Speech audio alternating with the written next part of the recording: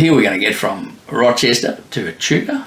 We spent 3 nights in Echuca, which is quite unusual as we start to sneak closer to home. Echuca, of course, sits on the Victorian side of the New South Wales border, and Rochester has its own piece of silo art, which has been added to since we were there. So I guess that means we'll have to go back again. But if you only go to Rochester for the silo art, you're missing quite a bit. And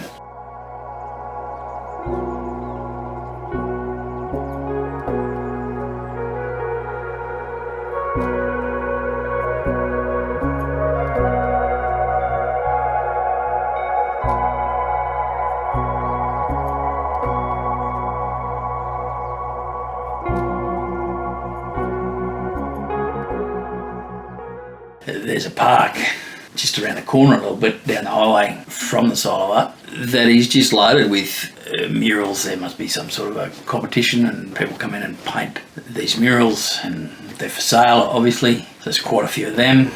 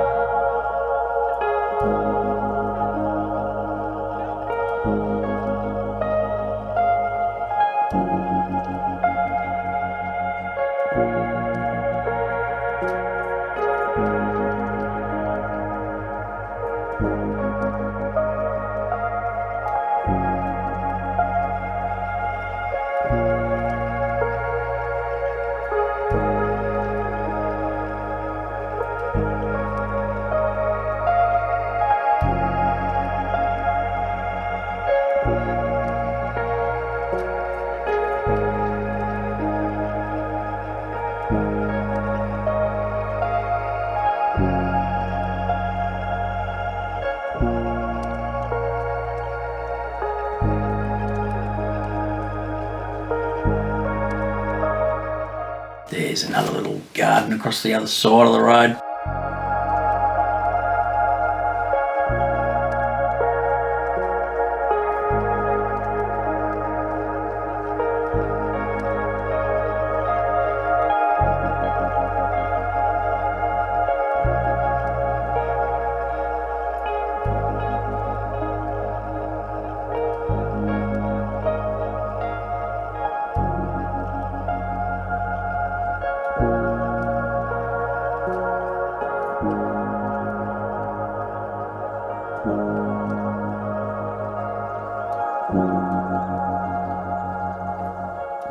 More old buildings, of course, in Rochester. And we never really walked around Rochester, but I wanted to go and walk around the closed milk factory. A bit more on that shortly.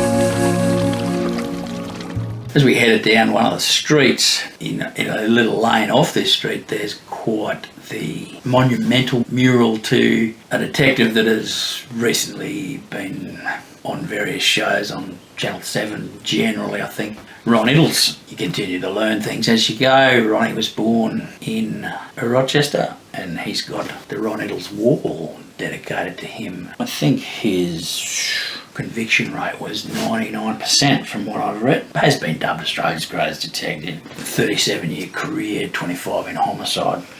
He retired and went back to it again. He was born in Rochester in 1954 and Tim Botel is the artist that's put this together.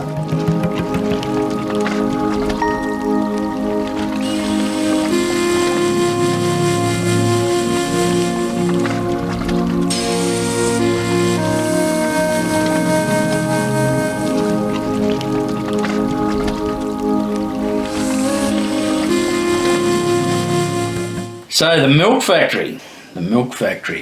Before we did the walk, we had lunch at the Rochester Bakery. Excellent place. And the lady in the bakery took us through just how bad the floods were the last time that place got inundated. So the milk factory, at its height, employed 105 people. It closed on the 31st of January 2018. Been in the town since 1978. So Murray Goulburn closed the site along with Kiowa in Victoria and Edith Creek in Tasmania to cut costs. Murray Goulburn at the time was Australia's biggest dairy factory, but of course they brought in this rather stupid retrospective pricing and 20% of their clients left, or suppliers left. So reducing milk supplies, burgeoning debt, never a good thing. So a takeover arrangement or agreement was entered into with Saputo, the big Canadian operation, in 2017, but this site must have been surplus. One of my main interests was these stainless steel tanks, and I've got no doubt they have the ability to be heated. And I'm really surprised that someone hasn't made them an offer and put a crane and a big truck down there and taken them away. There's some really decent looking bits of gear there. When you say, someone will say, oh, it cost too much to do that, and I'd probably agree with that.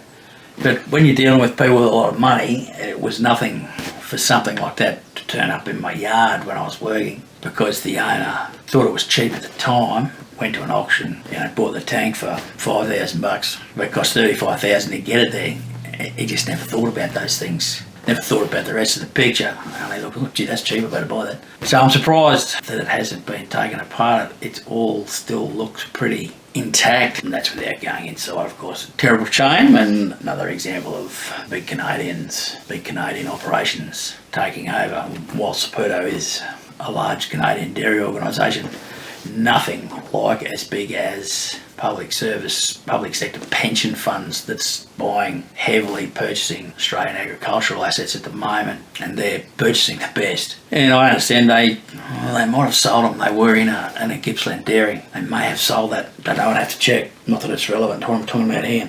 From Rochester onwards and upwards to the van park in Echuca. We're certainly back now in what some people would term civilization. I may not. Plenty of evidence of homeless people, which is sad. It was a human tragedy, actually. And just the sheer height of the floods. This caravan park we stayed in, I think our whole van would have been underwater. The van park's right on the banks of the Murray River, and I'm not sure if I managed to get the level visible in the photos and the video that I took. But if I were to stand beside a tree and put my hand as far up as I could, I still wouldn't be able to reach the watermark, the high watermark. Quite astonishing, really, especially looking at how much water's in the Murray now. But anyway, that's for anothery.